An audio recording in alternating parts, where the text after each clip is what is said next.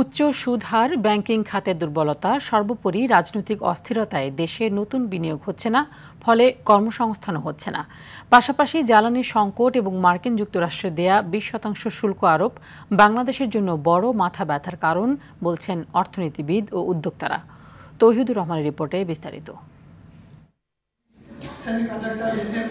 সম্প্রতি রাজধানীতে ব্যবসায়ীদের এক অনুষ্ঠানে অর্থনীতিবিদ ডক্টর হোসেন জিল্লুর রহমান দেশে ছদ্মবেশী বেকারত্ব মহামারী পর্যায়ে চলে গেছে বলে মন্তব্য করেন। সামষ্টিক অর্থনীতির স্থিতিশীলতার অভাবে এমনটা হচ্ছে বলেও মনে করেন তিনি। ছদ্ম বেকারত্ব মহামারী পর্যায়ে চলে গেছে। আপনি তরুণদের মধ্যে হতাশার জায়গাগুলো দেখলে আপনি বুঝতে পারবেন। উদ্যোক্তারাও মনে করেন উচ্চ ব্যাংক সুদ হার সহ নানা সীমাবদ্ধতায় বিনিয়োগ বাড়ছে না।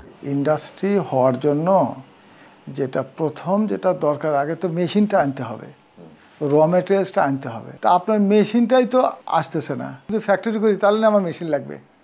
আমি তো ফ্যাক্টরিতে হাত দিচ্ছি না, বিদেশিও দিচ্ছে না, দেশীয়রাও হাত দিচ্ছে না। ইন্ডাস্ট্রিতে যখন 15% 17% আপনি যদি কস্ট অফ ক্যাপিটাল হয়, এটা আপনার একটা দীর্ঘমেয়াদী শিল্পের জন্য, বড় শিল্পের জন্য এটা ভায়াবল হয় না। নতুন করে মার্কিন যুক্তরাষ্ট্রের দেয়া 35% শুল্কারোপ থেকে কমিয়ে 20% করা হলেও তার দায় নিলে দীর্ঘমেয়াদে বাংলাদেশের জন্য ক্ষতির কারণ হবে বলে মনে করেন এই অর্থনীতিবিদ।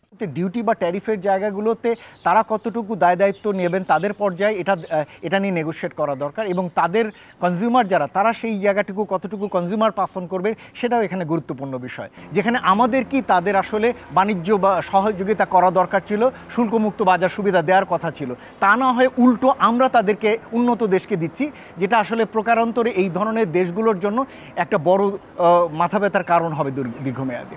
দীর্ঘমেয়াদী বিনিয়োগ বাড়াতে জাতীয় নির্বাচনের বিকল্প নেই বলেও মনে করেন তিনি। তৌহিদুর রহমান, RTV, ঢাকা।